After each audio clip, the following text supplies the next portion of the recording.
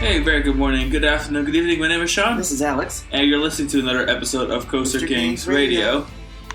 And in today's episode, we'll be talking about PortAventura World. This is part of our Inside series, which we launched an episode a long time ago about Magic Mountain. What we did is we went into Six Flags Magic Mountain, did a grand old lap around the park, and talked about everything in its way. We're practically going to continue doing that, but we're going to do it on a more global scale. And we've been talking about PortAventura among ourselves for so long now, and we're excited to talk to you about it. So that's what we're practically doing today. A virtual tour, and we're going to discuss all the attractions along the way. We talk about PortAventura a lot. More than we should. In September, we were there for quite some time. We gave ourselves a lot of time to really take it all in. So it's a pretty big resort. It's one of the few two park resorts out there, especially when you consider two park resorts that are not Disney. So there's a lot to unpack. There's a lot to do. It's big, which is cool. I would start by saying that the bigness of it is definitely one of its better qualities. Yeah, so quick background here. PortAventura designed by Tibidabo Group and Anheuser-Busch Group. And then by the time it opened in 1995, it was owned majority by the Tussauds Group, but also partially by Kaiha Group and Anheuser-Busch. Lots of Busch Gardens vibes, pretty much, because it was designed by Anheuser-Busch, obviously. Yeah. And then in 1998, the Tussauds Group sold the majority of the stakes to Universal, and then Universal rebranded the resort as Universal's PortAventura. In 2002, Universal invested more money into the resort and turning it into an actual resort. Previously, it was just a theme park. As of 2002, they opened Costa Caribe, which is the water park, and the first two hotels, Hotel PortAventura and Hotel El Paso. And then they renamed the resort to Universal's Mediterranean, with Universal's PortAventura being the park within that resort. 2 years later, they dipped. They said, okay, 2004, we're out. We're going to sell every bit of interest that we have in PortAventura. And starting in 2005, the name was changed back to PortAventura, but spelled as one word versus two words because of licensing issues. And now, looking ahead, 19 more years, 2023, 7 hotels, 2 theme parks, and latest attendance figures of 2022 show 3.7 million guests. So there we are. And that's just for PortAventura. It doesn't even count Ferrari-Land, does it? No, that's for the whole resort. Oh, so that includes Costa Caribe, PortAventura Park, and Ferrari-Land. But neither Costa Caribe nor Ferrari-Land draw that many visitors when you look at the overall balance, I don't think. Yeah. It's definitely a resort dominated by one park, with the tiny second park and the, fairly modest water park. And then I think the resort area with the whole hotels and stuff is actually one of the nicer aspects of the whole property. Where we were staying, we kind of walked from one end of the resort area to the other, to the resort entrance of the park. And I thought it was like the prettiest thing that the park had. It seemed really well maintained and detailed and cute. And it's just a really nice overall way to start or finish your day at the resort, by being on the resort area. Yeah, I agree, because it's nicely linked to the far west. Well, most of the resorts, because we stayed at the Coyote Creek. The Colorado Creek, yes. We stayed at Colorado Creek. I thought it was Coyote Creek. No, definitely not. It's Colorado Creek, which is part of the far west hotel cluster over by Hotel Gold River and Lucy's Mansion, and that's all connected with the far west area. Colorado. You're right. I know. I know I'm right. Anywho, that's where we stayed. And there's also resorts on the Mediterranean side, which is the first area we'll be talking about. So the main entrance to PortAventura is the Mediterranean area, which is home to, Furios Baco. Yeah. Probably my favorite roller coaster on resort. Yeah. Certainly one of the most memorable experiences is your ride, for better or for worse. Your ride on Furios Baco will certainly be memorable. It's one of a now rare, or an increasingly rare breed of Intamin hydraulically launched coasters, and it's the only hydraulically launched wing coaster in the world. Intamin's really only product in this particular product line of coasters, where it's like a tried and true B&M style wing coaster, unlike some of the like hyper coasters and things like Sky Rush, for example, or Flying Aces that use a different kind of train system with like wing seats. I will say it's going to become an apparent theme throughout the entire episode, but a big thing of PortAventura is that it's not maintaining its theming, it's not maintaining its landscaping, it's not very clean. And the first place you're going to see that is the Furios Baco pre-show. So before you launch, there is a pre-show. It uses the screens and several animatronics. None of the animatronics have worked in years. The moving door doesn't work. It's just so sad. All of it's not really working. Unfortunately, it's all the only thing that's still working is the TV screen, really. In fact, wasn't it Andrew who said that there used to be like barn doors that opened? Right. Yeah. So those were the doors I just mentioned. And then those broke, and then they put like a basic rolling garage door type thing to replace it. That broke, and that still didn't fix it. So like even the Band-Aid broke. Yeah. For exactly. This ride. Like, and it's kind of creepy because you're in the pre-show and you see all these animatronics just hanging there. They don't do anything, which kind of makes the story really awkward. And then you just take off. And they can just take off. Ride itself, it's one of those rides you're like, I can't believe they built this. It's so wild. Definitely. A little jackhammering, definitely in the wings. I-305. But I really feel like the reason I love it so much is because every time I get back to that breaker, I'm like, what the hell just happened? That's crazy. And that's the thing why I like the ride so much. And then about the queue is just an amazing amount of switchbacks. The ride is very popular and the capacity isn't great. So you have a giant vineyard outside that is a queue, and then you have a really big building that's all just switchbacks. Miserably hot in there no matter what time of day. Just a heads up, I would definitely recommend either rope dropping it or trying to get in line right before they close for the night, which you need to check when the ride closes because it closes early due to the fireworks show on the lagoon, Fiesta Aventura. But yeah, that's kind of my 2 cents on Furios Baco. Yeah. The rest of the area, this like Mediterranean area, it's kind of meant to be inspired by the immediate landscape of Barcelona. And it's cute. We had tapas at the main restaurant there, which was really enjoyable.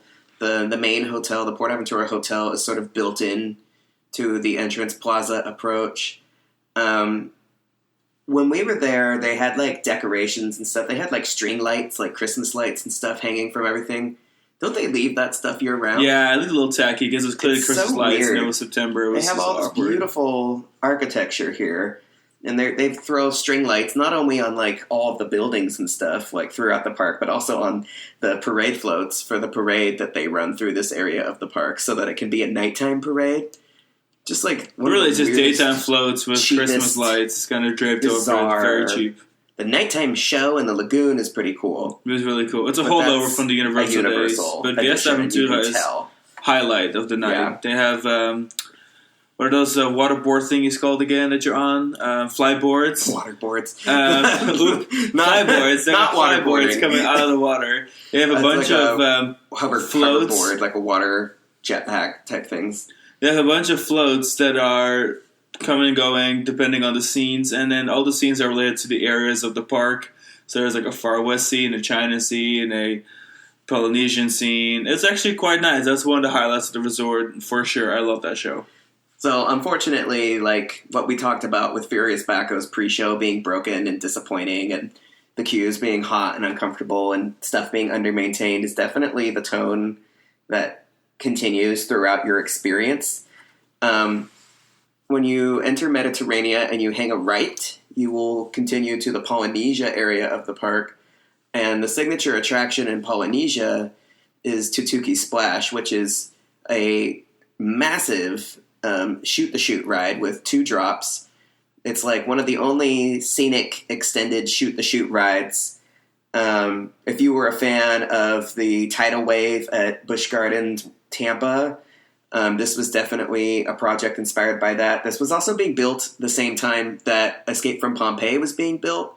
So, like, Busch was really all in as far as, like, taking the standards, Intamin Spill Water, shoot-the-chute rides, and, like, elevating them to, like, these major attractions that had unconventional layouts and landscaping and scenery. And even in the park map, even on the website, Tutuki Splash is, like, this massive attraction that garners a lot of attention. It's a big volcano, and, like, in the park map, it's got, like, this giant, like, King's Dominion-sized looking volcano with, like, smoke billowing out of the top.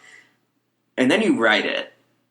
Yeah, and in reality, it's poorly maintained rockwork with 1,000,001 plastic bottles floating around the water. It's a very sad state of affairs for Tutuki Splash.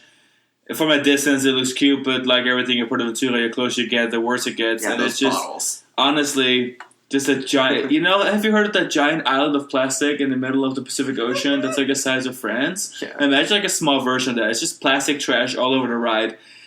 It doesn't even resemble a volcano anymore. I can't even fathom that it ever was, because it looks like it's nothing but a empty shell with a flume through it. It's just so sad, not great. because like the turnaround at the top before the big drop, you're supposed to be at the mouth of the volcano, and it's supposed to be this like lagoon of sorts with effects and probably water features and stuff, and it's just this like abandoned, stagnant water, it's like cesspool. Like, it's gross, and it's not even just bad or poorly maintained, but it's like disgusting, and probably a breeding ground for bugs and stuff.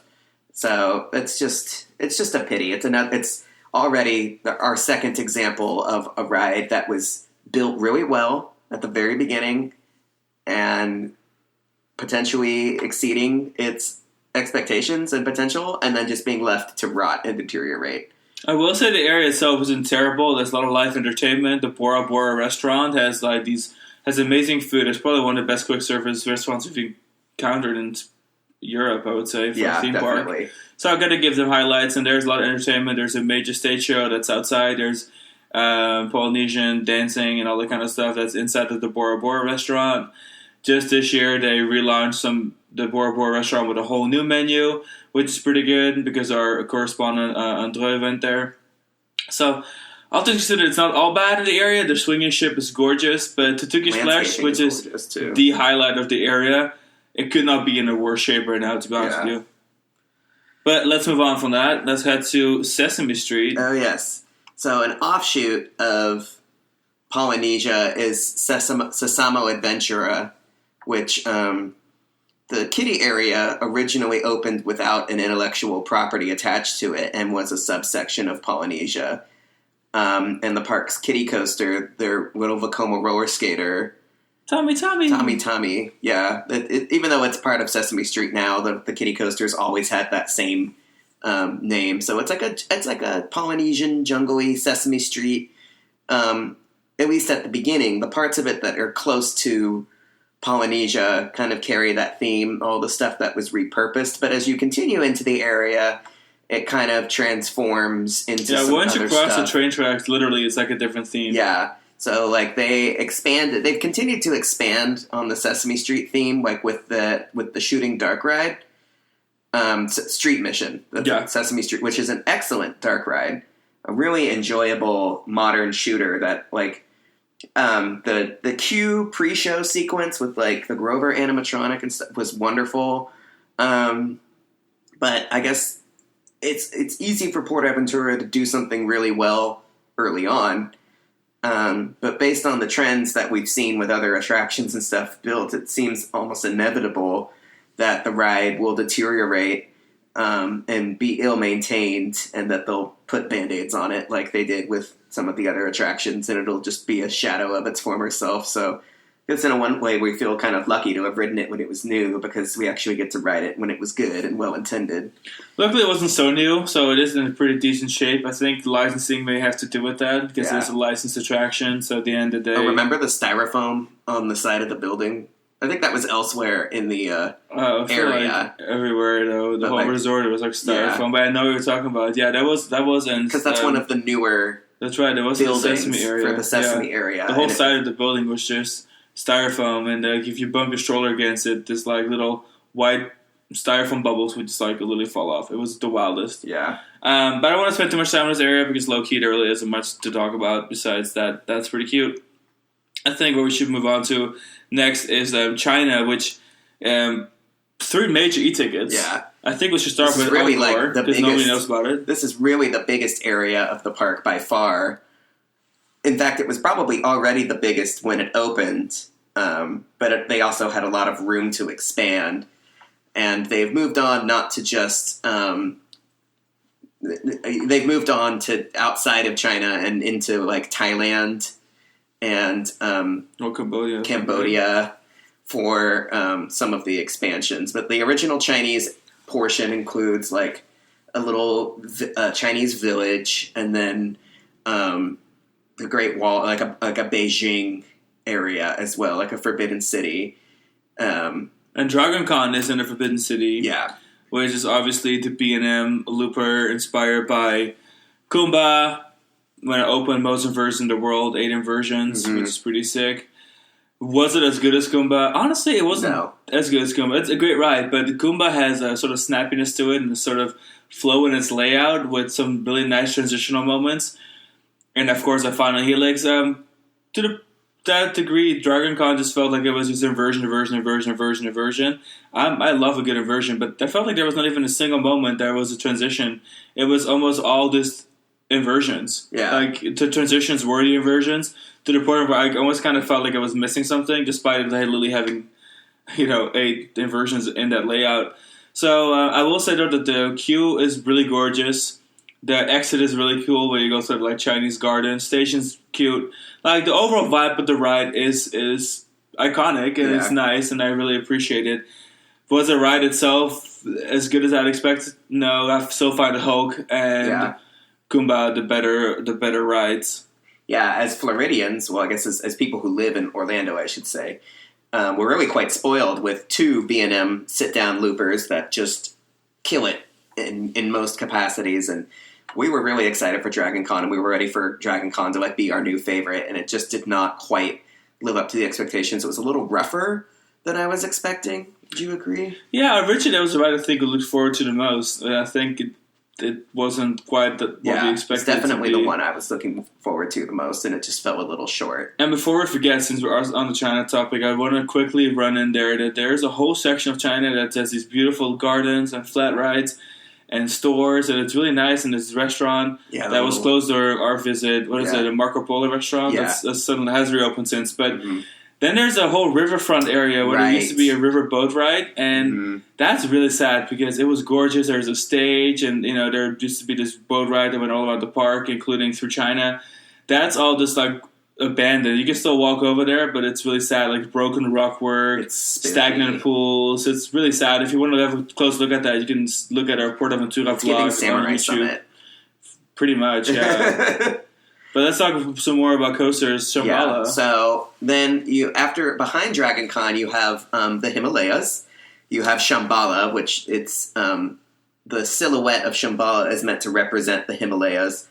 And this is an extremely well-loved roller coaster. People talk about this ride. People who traveled all over the world say it's a great ride.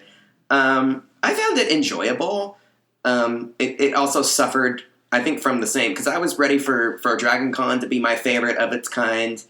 And I had high hopes, high expectations for Shambhala. For us, the dispatch threshold was very tight, to the point where it made it like we were so snug in this ride that like it was harder to enjoy what was there on the coaster. And like obviously we're not the skinniest people in the world, but I also don't think we're the biggest. So and we've heard of people either having trouble comfortably riding or even being able to ride at all, just because the dispatch threshold is so low. And, like, writing it is one thing, and being able to say, like, oh, I wrote it, I got the credit or whatever. But then, like, enjoying it is another thing entirely. And I was so distracted by how uncomfortable my rides were. I wrote it twice, and both times it was like I was barely able to get out, like, of the station. And I just spent my whole ride, like, experiencing this discomfort and not really being able to focus on any other aspects of it. I will say that Shambhala has this presence to it that even when you're really far away at the Kanto Tarragona train station, for example, that you can see it looming in the distance. It definitely has kind of like a powerful presence in that park, which is really nice because, of course, Ferrari Land has Red Force, and both of them are the top 3 tallest coasters in Europe.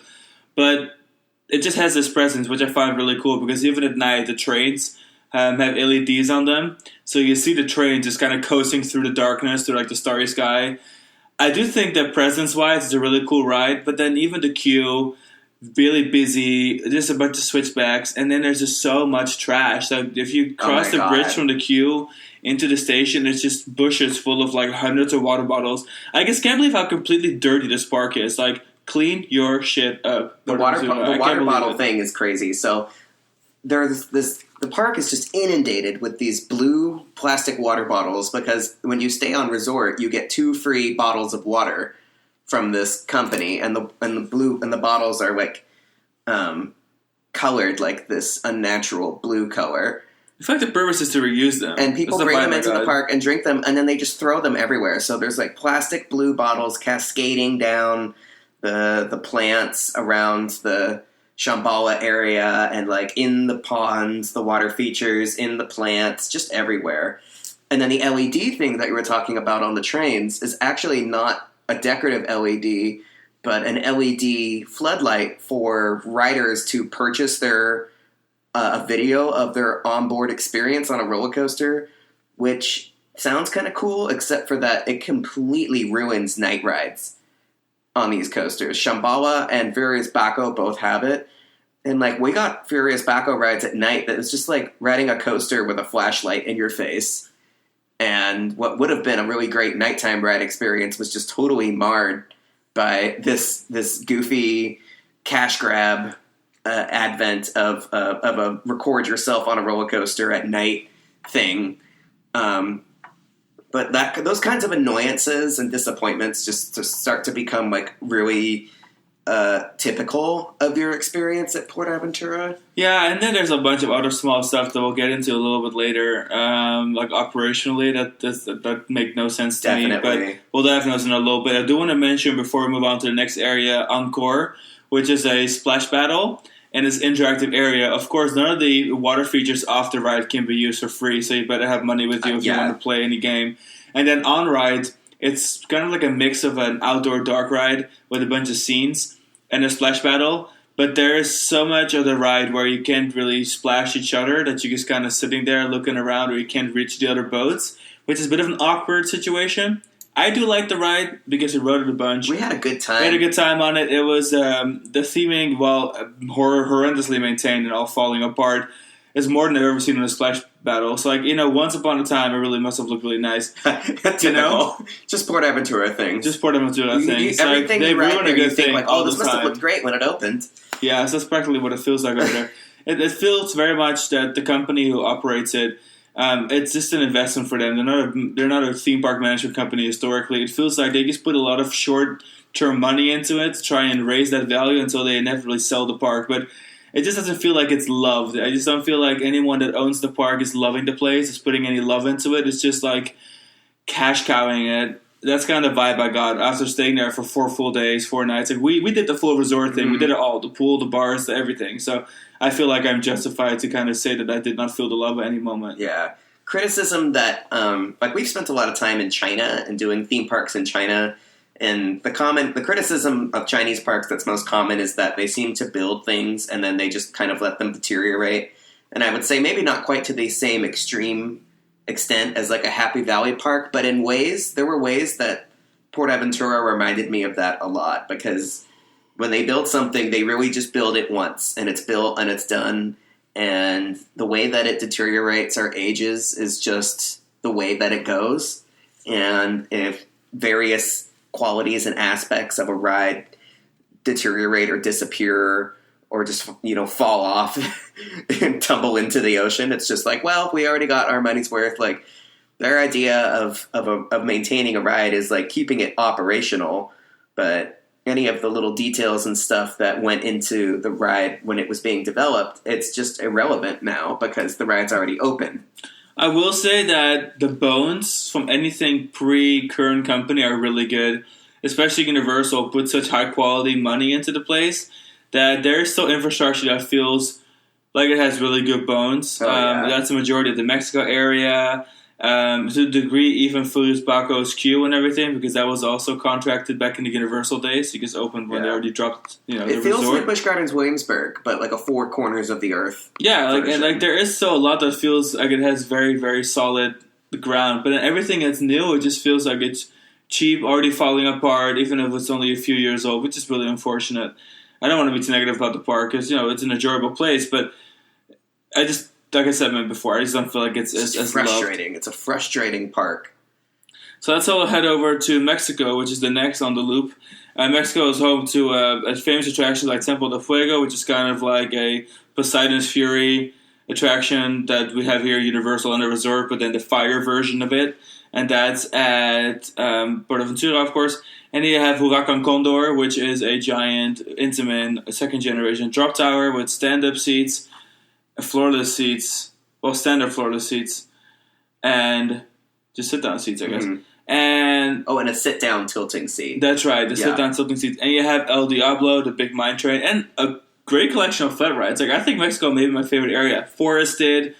Everything there is from the pre-current management era, so everything is kind of like, the buildings aren't falling apart. The old buildings, they are starting to age beautifully in that sense. And I really like this area. I had a great time spending time here. The drop tower is not quite it's not as well maintained as it could be, but it's not glaringly neglected the way that like Tutuki Splash is.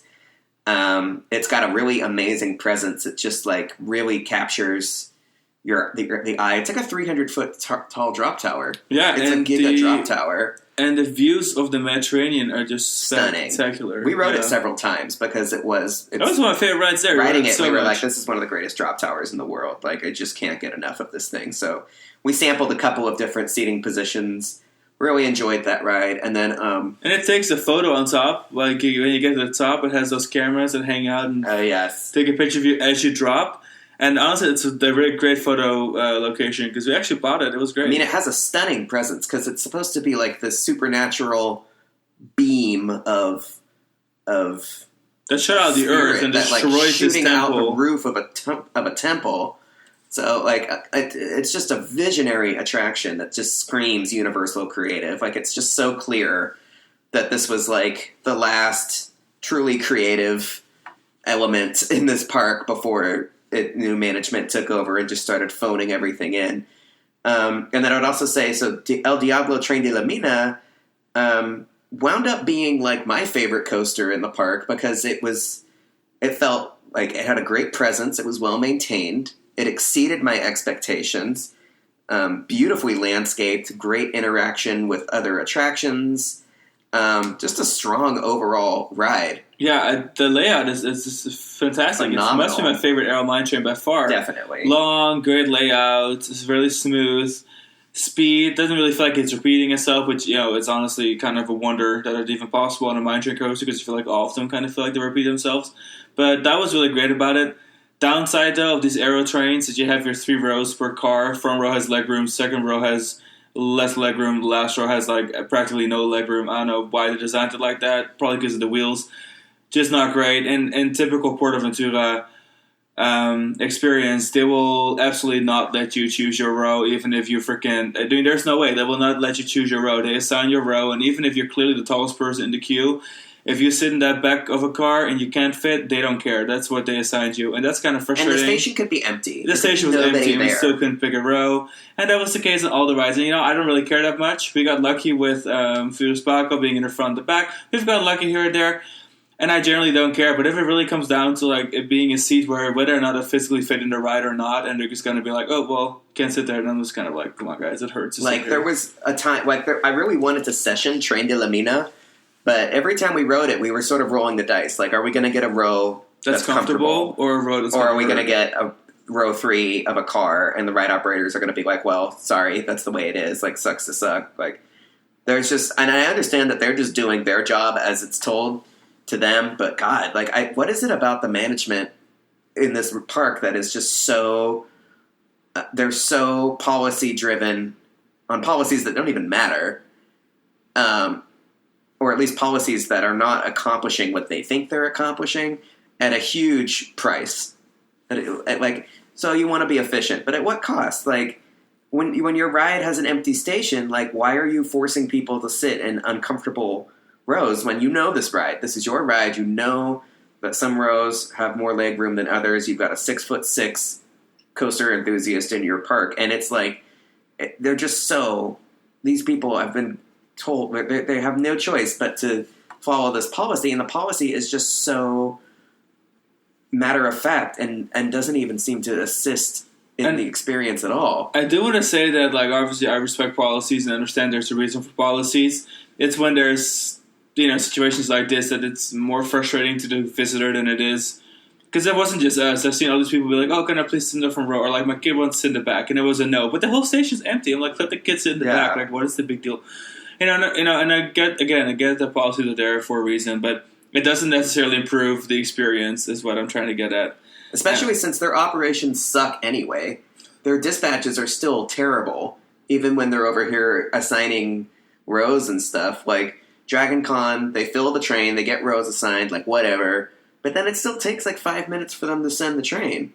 So it's like, there's really no part of some of these policies where there's success or some sort of gain from doing it. And then Temple de Fuego, also in the area, really, really popular ride, attraction. Since COVID, it was seasonal, so we missed it, but it has since reopened again. So hopefully on our next visit, which I'm not that motivated to run right back to PortAventura, but on our next visit, I'm trying to get Temple de Fuego, because I was actually really looking forward to that. Yeah, me too. Let's go ahead and head on to Far West, by far the largest area in the park. It stretches practically like a third of the park. It's massive. I thought China was biggest. No, I think Far West is because it starts a little bit by the Mediterranean Harbor and goes all the way to Mexico where the hotels are. It is quite big. Because it has Grand Canyon, it has like the Silver River area. It's definitely a big area. It's almost like 3 sub-areas. Especially if you consider the hotel. Oh, the hotel cluster? Yeah, for sure. Then it's half the resort. Speaking of going back to PortAventura, if there was a reason to go back to PortAventura, like for us, it would be to check out the new Uncharted roller coaster. But I don't really, I would like to go, but I'm not, desperate to go. So if you are curious about what Uncharted offers and how it's operating, just visit thecoastalkings.com. We've got a full review on the homepage of Uncharted. We were there at the opening. We were invited. We appreciate PortAventura for doing so.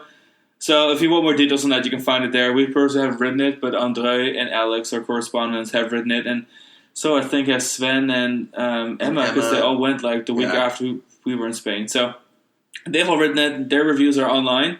So it looks cute from the outside. But no, if you come to the Far West, there's 2 great water rides.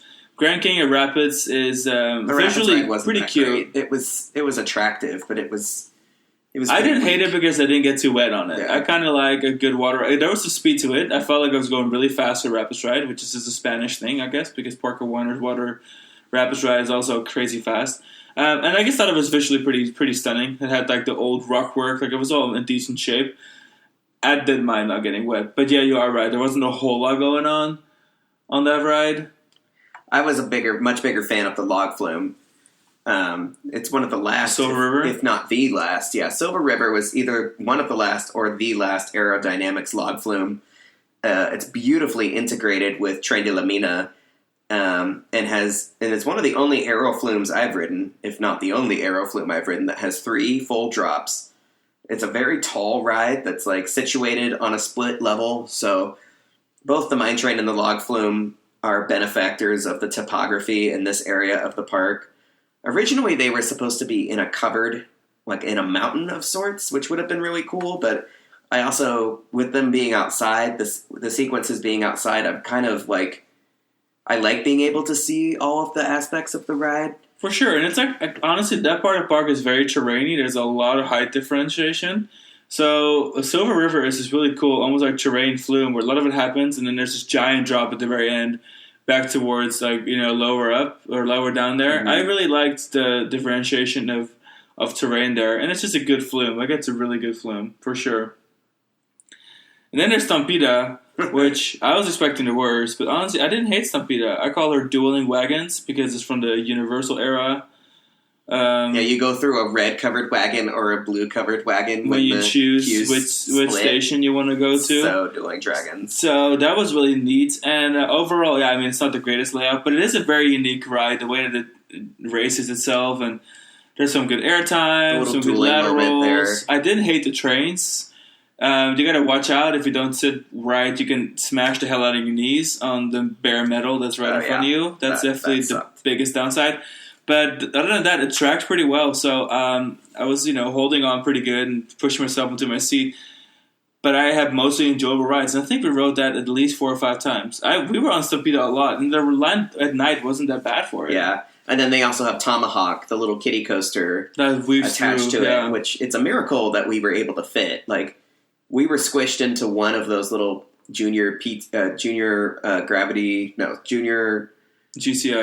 trains. And it was like, I can't believe they were able to dispatch us. It was literally so uncomfortable, but it was also just hilarious that we were able to get on and ride. And Tomahawk is a pretty cute ride. It's a cute ride. It's real good for a kiddie coaster.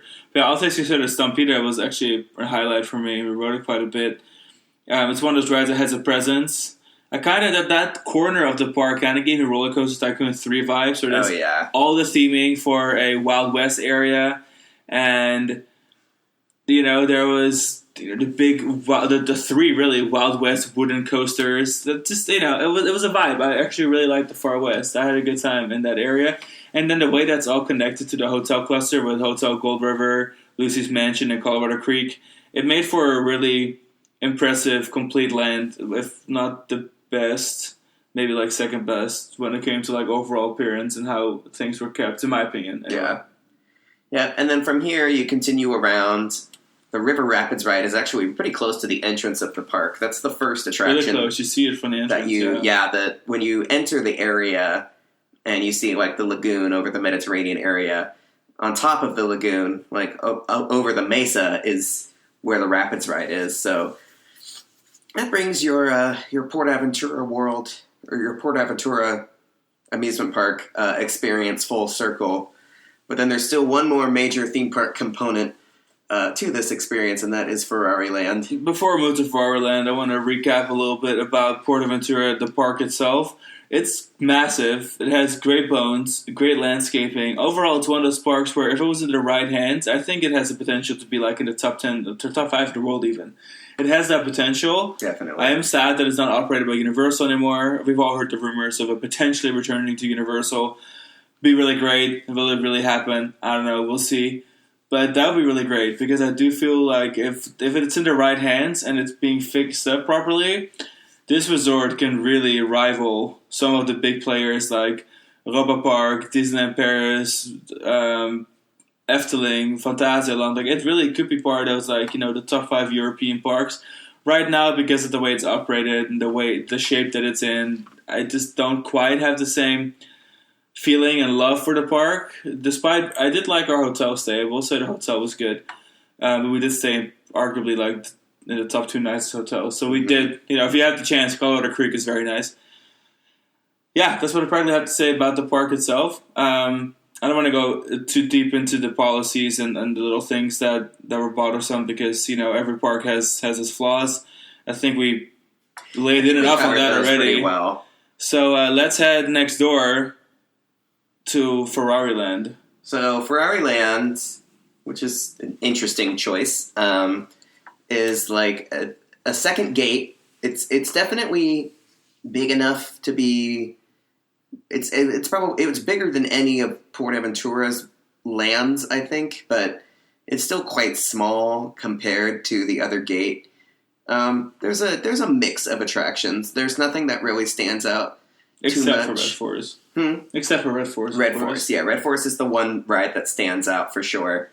Lines at this place get crazy because attendance for its size is probably great for what it is, and then it's just packed with people trying to ride stuff. So it's funny because it is an add-on. And everything is like an hour. If you buy a resort stay, it comes with one evening or one afternoon at PortAventura. At Ferrari Land, and the rest is all PortAventura. Yeah. That's pretty interesting about it. So they've got the 2 indoor rides. They have a Back to the Future-esque motion simulator experience. Or Simpsons, for those who Simpsons, don't know. Using that kind of ride system, which was okay. It was just pretty That's basic. Racing Legends. A little basic. For us, you stand in the queue forever, and then you have a half-broken pre-show where nothing works, and then you finally walk over to another pre-show where the screens aren't turned on. So it's you're facing these screens, but and then you walk over to an area that looks like backstage. Yeah, it's just all really confusing, and then you ride, and it's kind of like a simulator, which I did actually kind of like the ride, not hate.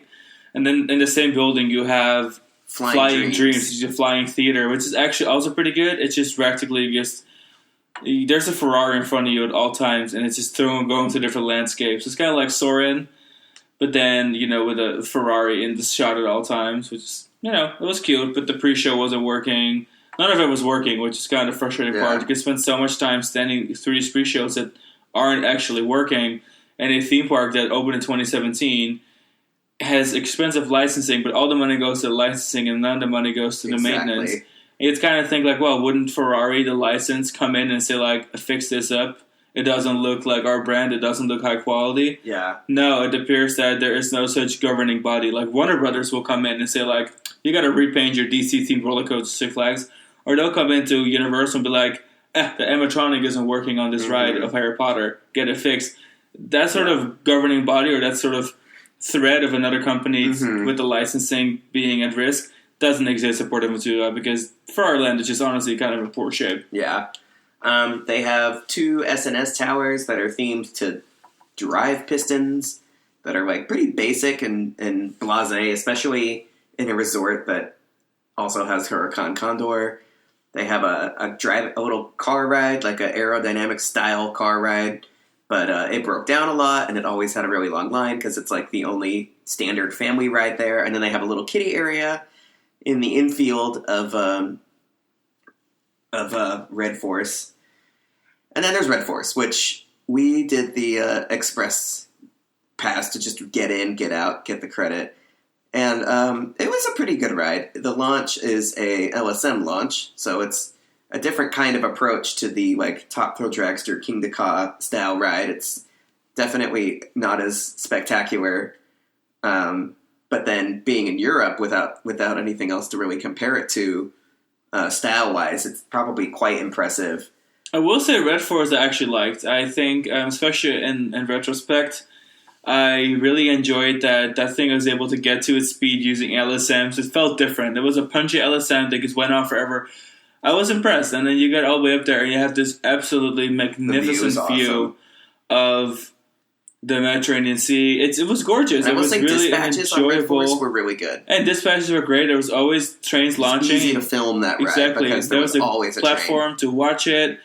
There's Junior Red Force below it, a mini roller coaster. That was the vibe. Like the vibe was this giant roller coaster that is just looming over the resort, and in a really magnificent and significantly clean way, despite there being so many flaws up close in that resort. I feel like Red Force was just omnipresent in a great way. I really actually enjoyed that ride, off ride and on ride, quite a bit. We rode it once, and then like. The funny thing, you come into the brakes on that ride, and you hit the brakes, there's definitely like a jolt, like when you hit the brakes. And I remember feeling like I got I don't know, I felt like I got like a little headache from that, just from as we were coming into the brakes. That was the one thing about the ride that I wasn't crazy about, but other than that, it was a really solid ride, and I was just grateful for how efficient it was, because this park simply could not afford for this ride to not be consistent, like a well-oiled machine, 100% of the time. So, well, yeah, Red Force just sells the tickets, really. They got that part right. It was the most important part, and they got that part right. And there's some other smaller attractions in the restaurants, but nothing really worth noting. But yeah, Fireland, it's the nice thing is when you book a package at PortAventura, which I definitely recommend if you're going to go to PortAventura, don't make it a one-day thing. You'll be frustrated trying to get everything in. I really enjoyed having 4 days there. Even when it was really busy, you had to wait a couple hours for things. It just didn't feel like there was too much rush. The hotels are nice. The pools were nice. I enjoyed our included buffets that we did. It was overall, it was a good resort to take as a resort. I would not really recommend going there just as a one-day theme park situation. It's easy to get caught up in all the flaws when you just have 1 day trying to get it done. But if you have 4 days, will the flaws be obvious? Yes, but also there's less pressure. I really enjoyed having that time there. And Ferrariland being an extra evening of something to do, it's a nice add-on. But just don't go into it expecting a theme park. Go into it expecting, a couple more rides that you have added on to your ticket. It's really a pavilion. Yeah, really it is. They charge extra for. And so in my little podcast playbook here, wrote down, talk about the biggest weaknesses. I think we discussed those plenty throughout the episode. Overall, encompassing statement I want to make about that is great bones, great history. The park has immense potential. It is a cool resort. I just don't feel like the quality of the new stuff is what it needs to be, and I don't feel like the resort is loved by its own management the way it should be. That's what I'm just going to say. Yeah. But I do want to finish the episodes with some of the strengths. I think some of the strengths include their coaster lineup. Of course, if you look at the European coaster lineup, both major Spanish parks have good lineups, and PortAventura is obviously no exception. Shambhala, amazing, large, great roller coaster, good proportions. I think Red Force is awesome. Dragon Con, while absolutely not near my favorite, B&M. Solid looper, runs well, which is nice. Not really any headbanging, like it runs pretty well. Great Mine Train, great log Mine flume. Train is incredible. Also log flume. I think Stampede and Tomahawk work. And drop tower wise, one of my favorite drop towers in the world is Wilacon Condor. Looks great. So there is a lot to appreciate, and I appreciate the scope of the park. You can wander around aimlessly for a couple hours and not see the same thing twice because the park is so large. And again, thanks to what the Busch company, Anheuser-Busch, was putting in there, it really is a gorgeous park, kind of like the other Busch Gardens parks. It's sprawling, it's gorgeous. You don't have to ride anything to enjoy the scenery.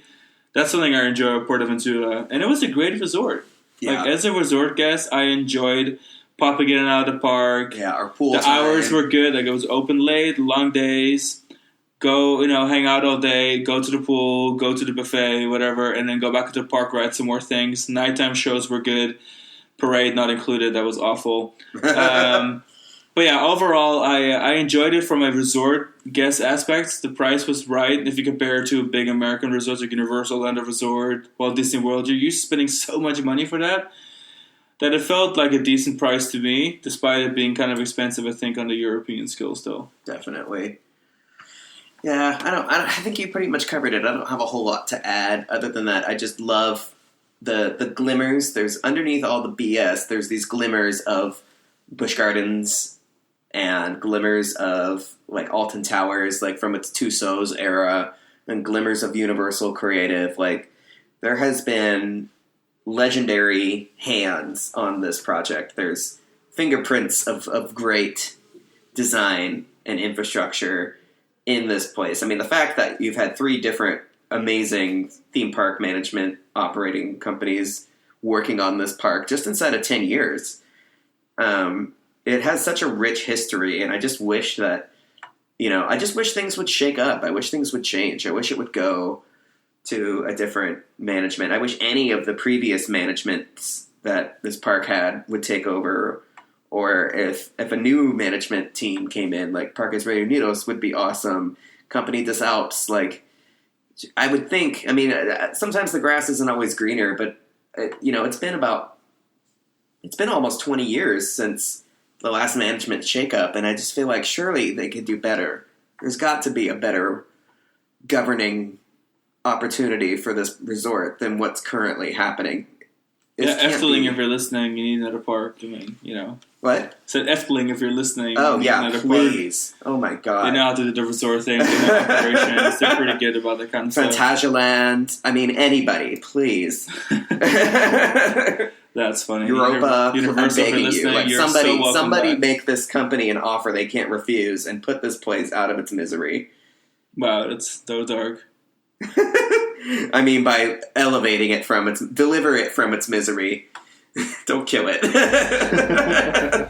Elevates. And with that, we want to end our Inside PortAventura World episode. Make sure you listen to our previous episode of this season, which is the Velocicoaster versus Batman versus Tutatis versus Pantheon, in whichever order.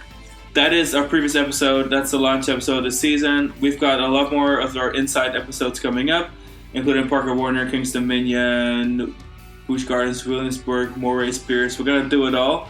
That'll be this season. Follow us on Threads if you haven't yet, because, it's new. Instagram, YouTube, all of our vlogs, including our Spain vlogs, are on there. We've got our TikTok, Facebook, and, of course, thecoasterkings.com. And for now, I want to thank you for listening, and we'll see you in the next episode. Bye. Bye.